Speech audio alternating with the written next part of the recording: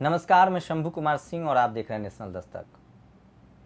Sweden से एक तोप खरीदा गया था बोफोर्स, उसकी दलाली की खबर चली। 412 सीट जीतकर प्रधानमंत्री बने थे राजीव गांधी। इंदिरा जी की हत्या के बाद एक लहर चली थी और प्रधानमंत्री थे राजीव गांधी और बीपी सिंह ने बगावत की। और सोचिए किस तरह से मीडिया ट्रायल हुआ था।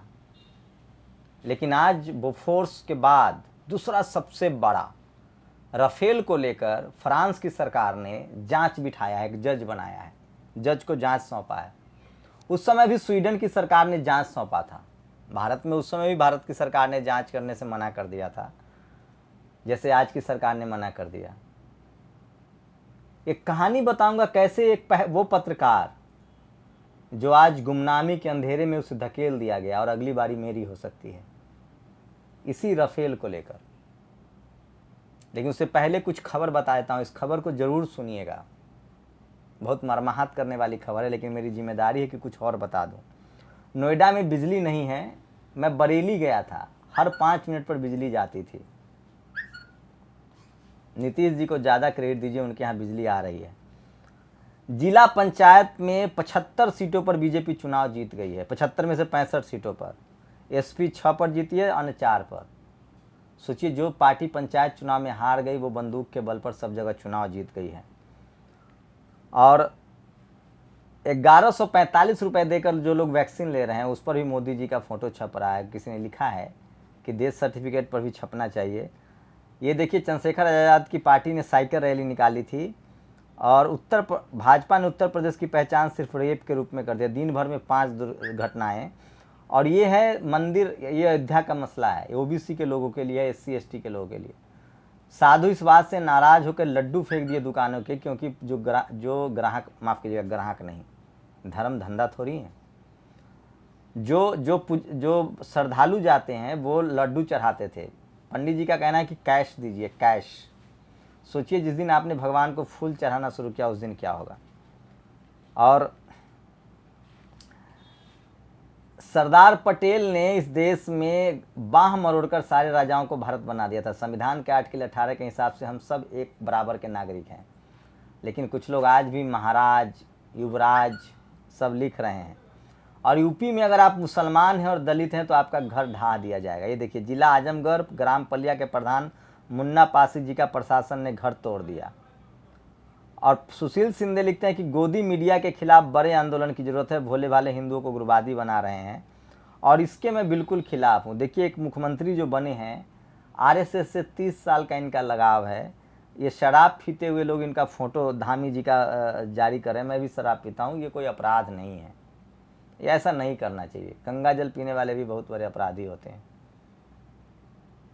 तो ये मैं इसके पक्ष में नहीं हूँ, लेकिन चूंकि ये सोशल मीडिया पर बहुत वायरल है तो मैंने सोचा बता दूं आपको। बाकी ये अब कुछ और बातें सुन लीजिए, उसके बाद आएंगे उस पर।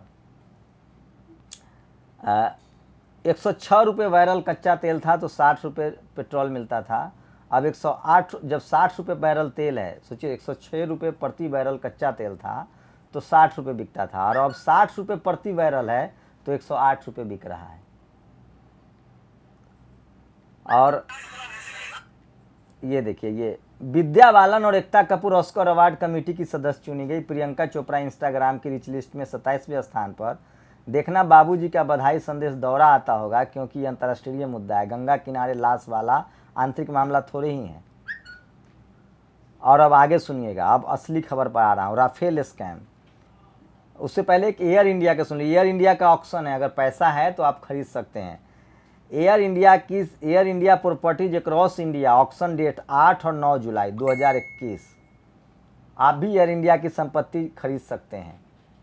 राष्ट्रीय जो सबसे राष्ट्रवादी सरकार है जो चल रही है केंद्र में, वो एयर इंडिया को बेच रही है। सेल गेल भेल जैसे बेचा गया है। और अब आते हैं वो उस असली खबर पर। दिलीप मंडल से शुरुआत करूंगा।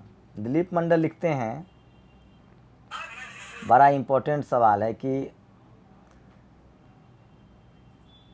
इंदौर में 61% ओबीसी आबादी है, लेकिन आज तक एक ओबीसी सांसद नहीं बना। अब राफेल पर आते हैं। राफेल स्कैम की फ्रांस के जज द्वारा जांच से सरकार को समस्या। जज का नाम अरुण मिश्रा या गोगोई नहीं है। वह जज भारत आकर मॉर्निंग वॉक नहीं करेगा। उस जज को राज्यसभा एमपी या किसी कमीशन का चेयरमैन नहीं बनाया जा सकता। जज पर यौन उत्पीड़न का आरोप नहीं है। जज कोलेजियम से नहीं बना है। लेकिन इससे आगे की बात बता रहा हूँ, सोचिए, आपको सुनना चाहिए, समझना चाहिए। भारत सरकार ट्रस्टी है। भारत सरकार ने 5 फरवरी 2020 को बाकायदा गजट नोटिफिकेशन जारी करके बनाया है। इसमें सरकारी मेंबर भी है, जिला कलेक्टर भी मेंबर हैं। इसमें हुआ करप्शन निजी मामला नहीं कि चंदा लिया और खा गए। वैसे चंदा चोरी भी गलत है। जैसे जस्टिस जो गए हैं अभी, जस्टिस गोगोई साहब जो मेंबर ऑफ पार्लियामेंट बन गए, उन पर जब आरोप लगा तो खुद ही जांच करवा लिए सेक्सुअल हैरेसमेंट का। और श्री राम मंदिर ट्रस्ट ने जांच कर खुद को दी क्लीन चिट। तो ये वैदिक जांच है, इसको बोलते हैं वैदिक जांच। इसमें किसी की ज़रूरत नहीं है।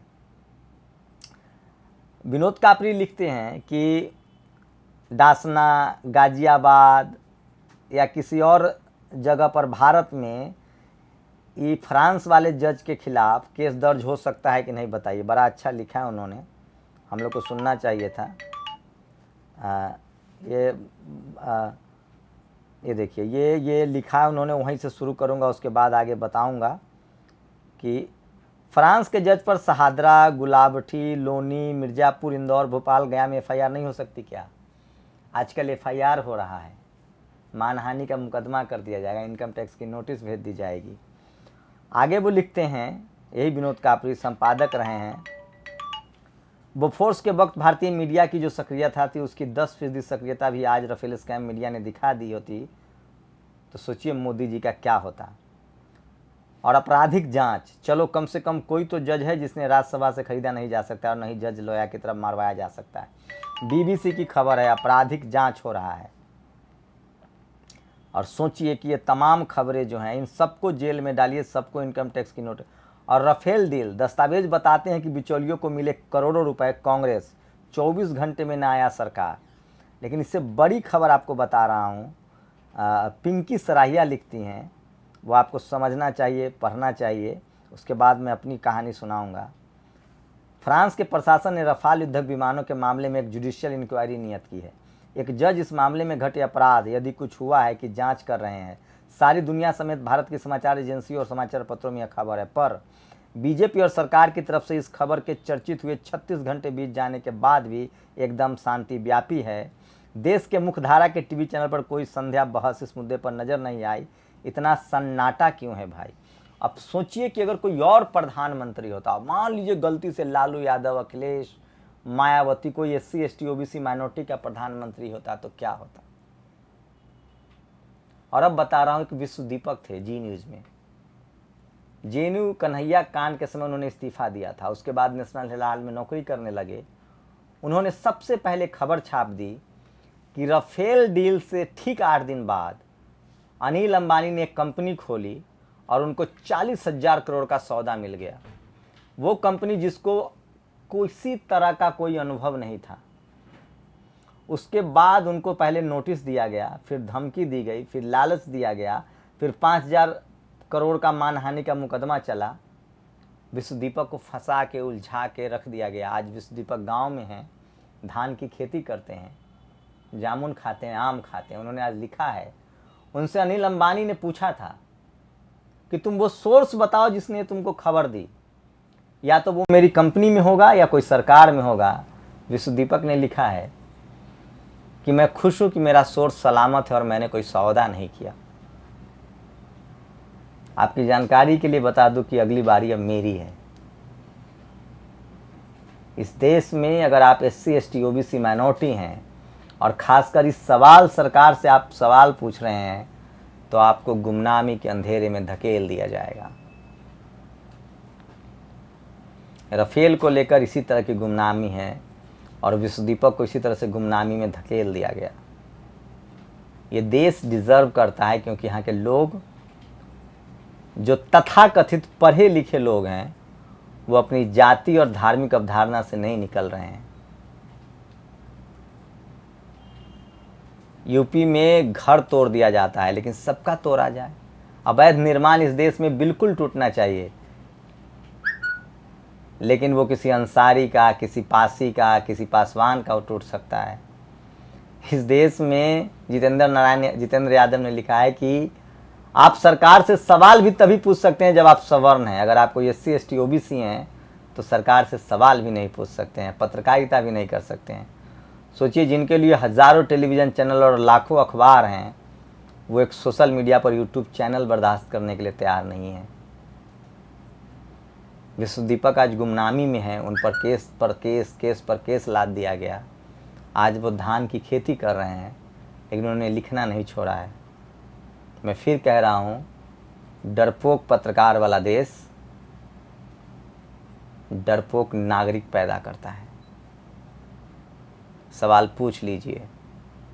डेमोक्रेसी मुफ्त में नहीं मिली है, इसके लिए हमने कीमत चुकाई है। और जो सर प्रधानमंत्री बने हुए हैं वो पहले बहुत सवाल पूछते थे। सबसे ज़्यादा विपक्ष में रहने का अनुभव है बीजेपी को, सबसे ज़्यादा धरना प्रदर्शन किया है बीजेपी ने, तब वो सत्ता में आई है। और अब उसे सवालों से डर लगता है और पत्रकारों पर को गुमनामी में धकेला जा रहा है, उनको डराया जा रहा है, धमकाया जा रहा है। आपकी क्या प्रतिक्रिया है? क्या राफेल स्कैम पर खबर है कि नहीं, खबर बननी चाहिए कि नहीं? शुक्रिया। नेशनल दस्तक की आपसे गुजारिश है कि अगर इसको बचाना चाहते हैं तो नेशनल दस्तक को सब्सक्राइब करने के लिए रेड कलर के सब्सक्राइब बटन को दबाएं, फिर बेल आइकन की घंटी दबाएं। नेशनल दस्तक को बचाने के लिए बहुत जरूरी है कि हर खबर को शेयर करें, लाइक करें, कमेंट जरूर करें।